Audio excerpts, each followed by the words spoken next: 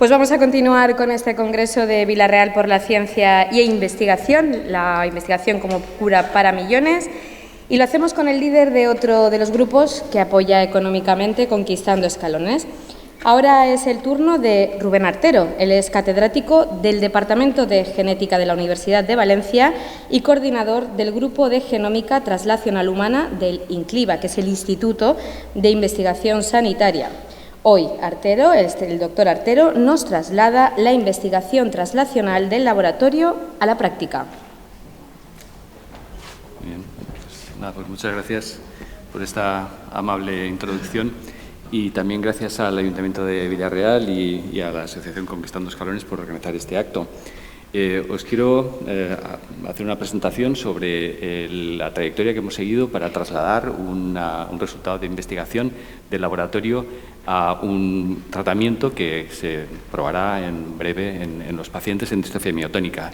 Y me voy a meter un poquito en ciencia, espero que resulte comprensible todo, pero bueno, de esta manera se va a poder seguir todo el hilo de los distintos pasos por los que hemos pasado.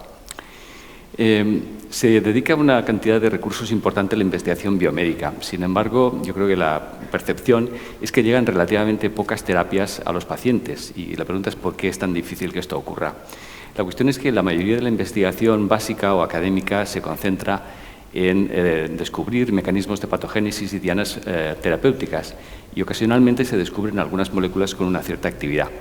Sin embargo, un fármaco, que es lo que necesita un paciente, es una molécula muy especial, tiene que ser muy específica, tiene que ser muy potente, muy poco tóxica, tiene que alcanzar el tejido afectado, tiene que ser estable dentro y fuera del organismo, tiene que poderse producir en grandes cantidades, y estamos hablando incluso de kilos o de centenares de kilos, lo cual es algo que nunca en el laboratorio se maneja en estas cantidades.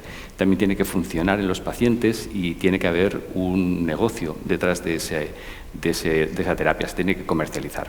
Entonces, un primer mensaje que os quería transmitir es que el conocimiento no se transforma de manera automática en tratamiento, sino que hace falta promover esto y conectar de alguna forma este mundo de la investigación con el mundo del desarrollo de las terapias, lo cual las farmacéuticas pues, lo pueden hacer por sus medios, pero desde la investigación básica, académica, financiada por fondos públicos muchas veces, existe este hueco que es difícil de cubrir. Y os quiero comentar cómo lo hemos hecho nosotros.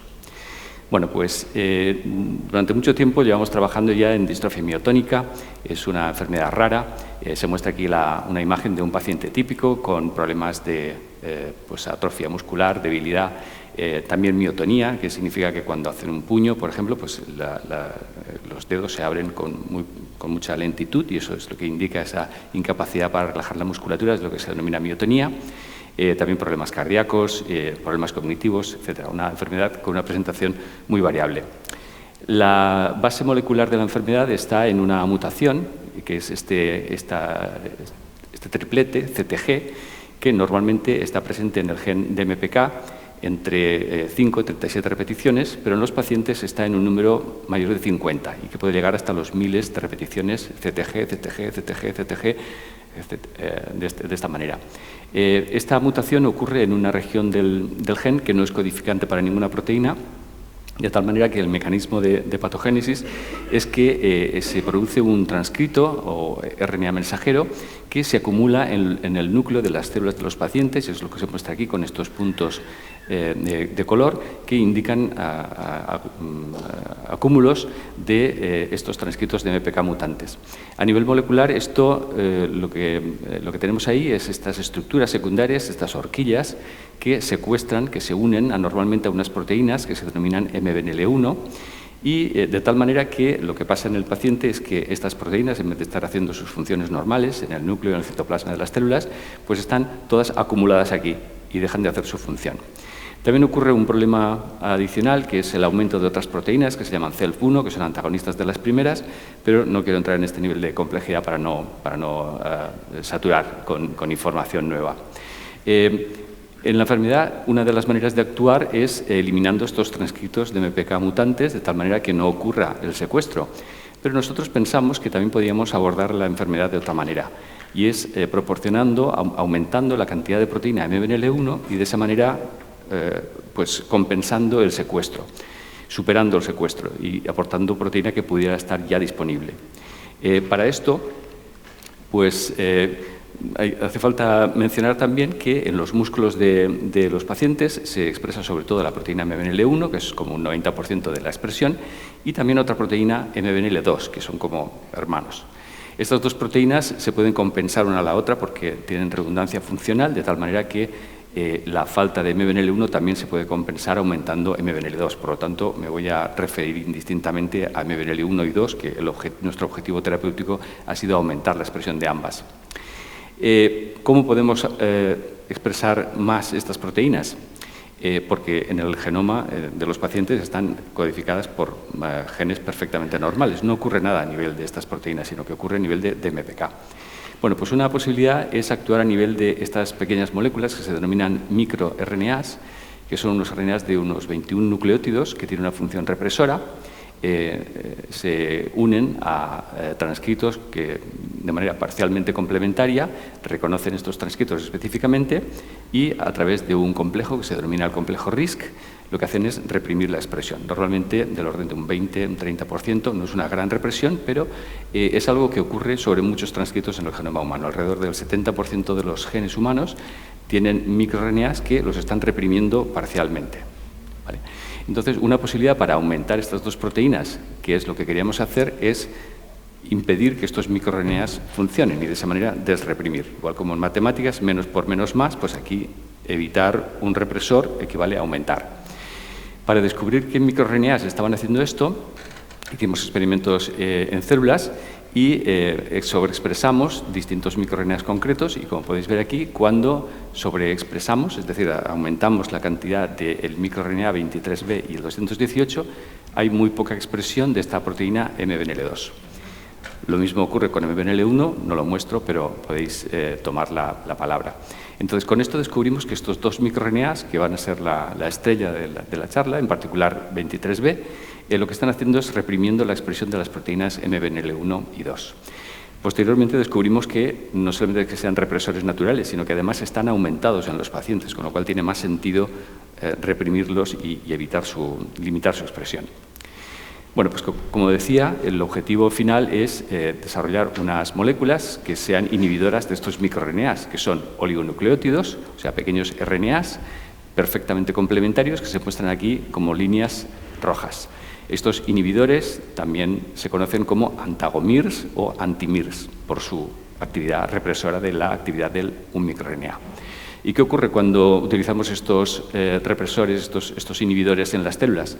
Pues bueno, se muestran aquí células derivadas del paciente, células musculares, en la que los distintos puntos rojos pues nos están indicando, verdes, lo que nos están indicando es precisamente el secuestro, lo que comentaba antes, que MBNL1, que se muestra aquí con la señal verde, está unido anormalmente a estos transcritos mutantes de MPK. En células normales se ve mucha más señal verde, indicativa de que se expresa MBNL1 de manera normal y no está en estos puntos. Pues bueno, cuando administramos los antagomir correspondientes, podéis ver cómo esta señal verde es mucho más parecida a la sana que a la de los pacientes, y lo mismo en el caso de MBNL2 y para los dos antagomirs, tanto el 23B como el 218. Por lo tanto, teníamos unas moléculas con una cierta actividad. La cuestión es, ¿qué hacemos? En ese momento nosotros hubiéramos podido publicar un artículo y perfectamente irnos a otra cosa. Como académicos lo teníamos claro. Pero teníamos el interés de estos descubrimientos e intentar transformarlos en algún tipo de terapia para los pacientes de distrofia miotónica. Entonces, ¿cómo transformar esta molécula en un fármaco? Bueno, pues aquí el segundo mensaje que quería transmitir es que es necesario conectar con el sector biotecnológico, porque, al menos en nuestra actividad, nunca ha ocurrido que una gran farmacéutica o una mediana farmacéutica se interese por cosas que estamos haciendo en el laboratorio. Básicamente lo que ocurre es que, por más que uno tenga su afinidad por algo que ha descubierto, todavía son necesarias grandes inversiones y es muy arriesgado apostar por cualquiera de estas terapias porque puede fallar en múltiples puntos. Entonces, para cruzar lo que se denomina a veces valle de la muerte, en el sentido de que está la investigación académica y la industria, y cruzar esto pues es difícil, no es normal, no es fácil hacerlo, pues lo que hicimos fue alinear la investigación del grupo académico con las necesidades de una iniciativa privada, en particular crear una empresa. Y para esto es fundamental patentar. Las observaciones anteriores se patentaron antes de divulgarlas, antes de publicarlas, para, de esa manera, en el futuro, poder proteger ese uso con una explotación comercial. Y también formarse en emprendimiento para crear una empresa. Y esta empresa que se creó es Artex Biotech, que Artex no viene de artero, sino que viene de Antisense RNA Therapeutics, y esta es la empresa con la que hemos colaborado y desarrollado gran parte de lo que voy a comentar a continuación. Entrando en el tema más técnico de cómo transformar una molécula con una cierta actividad en un fármaco, pues lo primero que hay que abordar es aumentar la potencia y disminuir la toxicidad de esa molécula. Entonces, para esto se diseñaron toda una serie de variantes químicas. Se muestra arriba, en estos 21 triángulos azules, la molécula antagomir inicial, la que he mostrado en las células, y se diseñaron toda una serie de modificaciones que se muestran con distintos colores. Esto indica que cada uno de algunos de estos nucleótidos pues, se han cambiado a otros que ya se sabe que pueden proporcionar bien más actividad o menos toxicidad, de una manera que uno mejore las características de esa molécula para transformarla en un fármaco. Se muestran aquí algunos ejemplos, pero se probaron alrededor de un centenar de variantes distintas. Y cada una de estas moléculas se probó en células derivadas de pacientes para obtener un parámetro que se denomina el índice terapéutico, que es la proporción entre la concentración a la que la mitad de las células mueren por toxicidad y la concentración a la que se obtiene el 50% de aumento de la expresión de MBNL1, que sería la actividad deseada. En realidad, este parámetro lo que nos está diciendo es cómo de alejados están la toxicidad de la actividad. Y para un fármaco, cuanto más alejado, mejor, porque nunca queremos estar cerca de tener un efecto tóxico en el paciente en vez de curarlo. Entonces, cuando esto se pone en esta tabla, se muestran los resultados para estos oligonucleótidos que se muestran aquí arriba, y el primero es el índice terapéutico de la molécula que he mostrado al principio en células, que tiene un índice terapéutico de 68, mientras que abajo, en verde, se indica una molécula mejorada en la que el índice terapéutico ya es de 4.400 y pico. O sea que hemos mejorado la potencia y disminuido la toxicidad en aproximadamente 62 veces, lo cual es uno de los criterios para transformar esta molécula en un verdadero fármaco. Además de esto, in vivo también es necesario confirmar que la molécula llega al tejido diana. En este caso, estos oligonucleótidos no es fácil que el músculo los capte, porque no tiene esa prefere' ¿no? el tejido muscular. Entonces, una estrategia que ya se conocía y que hemos seguido es añadir en los extremos 3' y 5' distintos tipos de moléculas, en particular ácidos grasos, de los cuales uno en particular pues, hacía que cuando se compara sin este conjugado, sin este ácido graso en 3' y cuando está, la llegada de la molécula al músculo aumenta 4 veces. ¿Vale? Y esto en principio es suficiente para ya mejorar múltiples parámetros que se han investigado en el modelo murino de la enfermedad. Se muestran aquí 5 aspectos distintos en una escala de 0 a 100, donde 0 es lo que tiene el modelo murino y 100 sería este parámetro en los ratones sanos. Entonces, estos perímetros, tal como se van haciendo más grandes y acercándose al pentágono negro, están indicando que está mejorando todos estos parámetros in vivo. Como podéis ver aquí, pues este oligonucleótido, el que mejora la llegada al músculo 4 veces, es el que mejor se comporta de todos y es el que se ha seleccionado como candidato para ser utilizado en ensayos clínicos en los pacientes. Además, esta molécula también se ha probado en otras células y resulta de interés mostrar que en células derivadas de 8 pacientes distintos, lo que son mioblastos primarios directamente derivados de biopsias de músculo de estos pacientes, en todos los casos, si se compara antes de la administración de este producto y posteriormente hay un aumento en la cantidad de MBNL1 y una disminución de la expresión de 23B, que es su diana molecular. Y esto es interesante porque estamos hablando de 8 pacientes diferentes con distintos backgrounds genéticos y están indicando que esta molécula es robusta, puede enfrentarse a distintos tipos de pacientes y funcionar. Y esto es bastante importante. Además, también en células de rata y de mini-pig tenemos un aumento de MBNL1 y reducción de la diana 23B, tanto en las células de rata como en las de mini-pig, y esto es importante de cara a estudios de toxicidad donde se utilizan estas dos especies.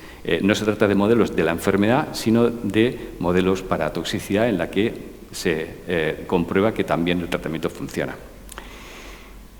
Con esto termina nuestra colaboración con Artex en la parte preclínica y solamente quiero mostrar en esta diapositiva de aquí la complejidad de lo que queda por delante y en lo que ya se ha trabajado, que ha sido llevado a cabo completamente por Artex Biotech. Se trata de preparar el terreno para formalmente iniciar la solicitud para hacer un ensayo clínico, donde pues, hay que abordar muchísimas cosas. Es un tema muy regulado, las agencias reguladoras tienen muchísimas exigencias y hay que abordarlas todas y hay que proporcionar respuestas a, por ejemplo, pues, cuál es la dosis a la que se va a probar. Hay que disponer de evidencia toxicológica, de uso agudo, uso crónico. Todo esto se tiene que llevar a cabo en unas condiciones especiales que se denominan de buenas prácticas de laboratorio, que no es convencional, no es un laboratorio convencional, sino un laboratorio certificado para ello. Hay que disponer de suficiente producto, además un producto certificado para que no tenga impurezas y se pueda dar a los pacientes. Hay que confirmar que la estabilidad de ese producto va a ser la misma a día 1 y 9 meses más tarde, cuando a lo mejor termina el ensayo. Hay que diseñar el ensayo que hay que medir en los pacientes, ¿no? Y hay que abordar todo un tema administrativo de contacto con las agencias reguladoras, todo un tema tremendamente complejo que hay que abordar para realmente llegar al ensayo clínico.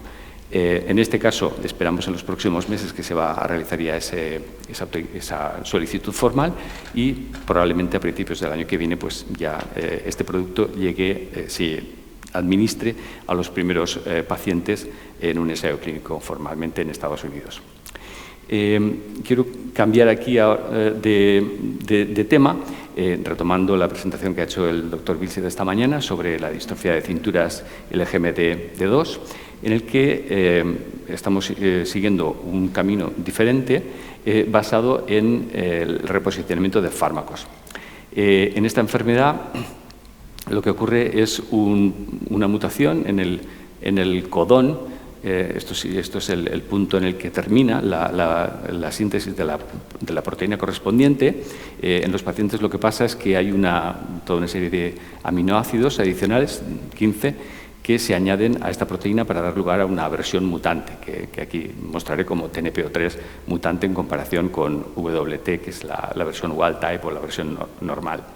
Entonces, en este caso, hemos hecho distintos modelos, como mostraré a continuación, y lo que planteamos es una estrategia de reposicionamiento que consiste en ensayar toda una serie de fármacos que ya se conocen, que ya tienen una indicación, y ver si podrían servir para una nueva indicación, para una nueva enfermedad, lo cual reduce dramáticamente los costes asociados al desarrollo, porque todo lo que he mostrado anteriormente no hay que hacerlo porque ya está hecho, aunque también lleva algunas limitaciones, como por ejemplo pues que el tejido diana no sea el mismo en la indicación original y en la nueva, o que se trate de un tratamiento agudo de unas pocas semanas solamente, mientras que aquí estamos interesados en un tratamiento crónico.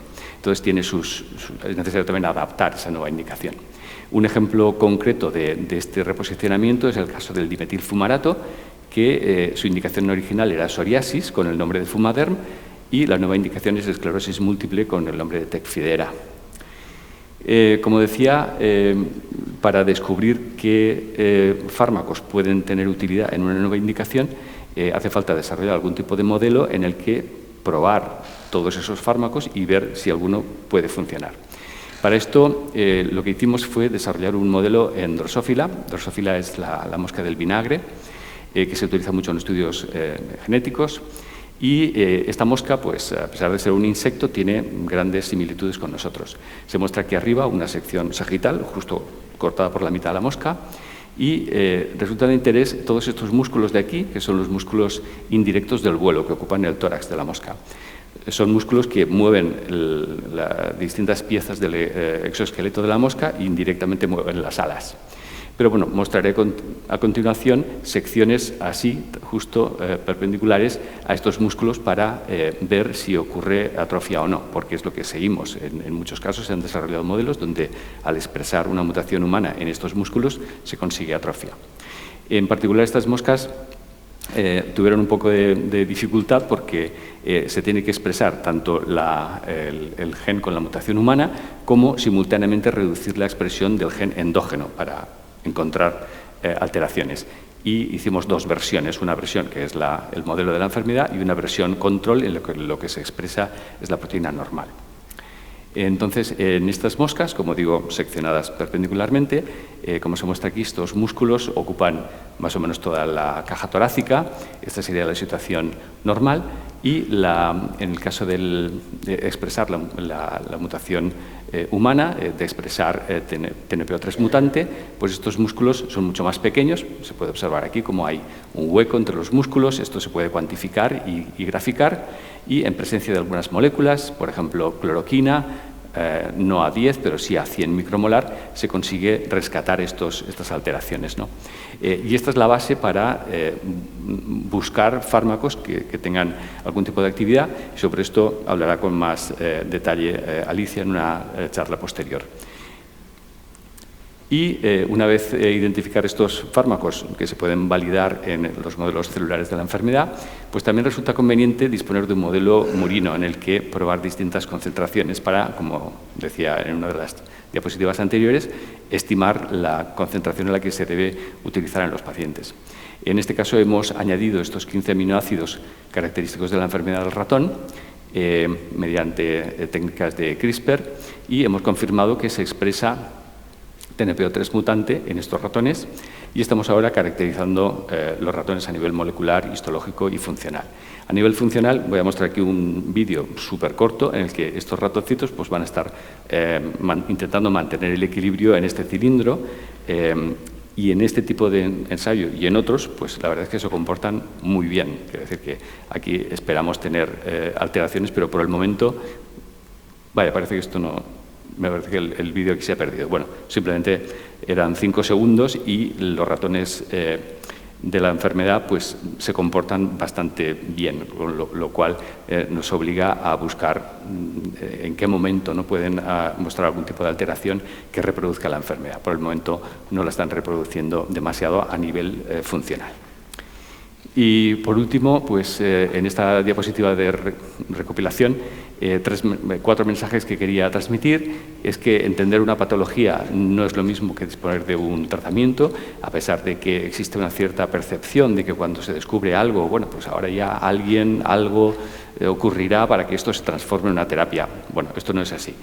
Conocimiento no se transforma automáticamente en tratamiento. Es imprescindible patentar para que tenga expectativas. Es necesario conectar con el sector biotecnológico para que eso sea una realidad. La gran industria farmacéutica no se suele interesar por los descubrimientos del laboratorio, se interesa cuando ya hay evidencia de actividad en los pacientes y que el reposicionamiento es una opción en enfermedades ultrarraras. Los componentes del laboratorio, colaboraciones activas, algunas agencias financiadoras, agradecer a la Asociación Conquistando Escalones por su apoyo al principio del proyecto y también a Artis Biotech por el trabajo conjunto que hemos hecho. Y con esto, pues si tenéis alguna pregunta, ya por mi parte he terminado.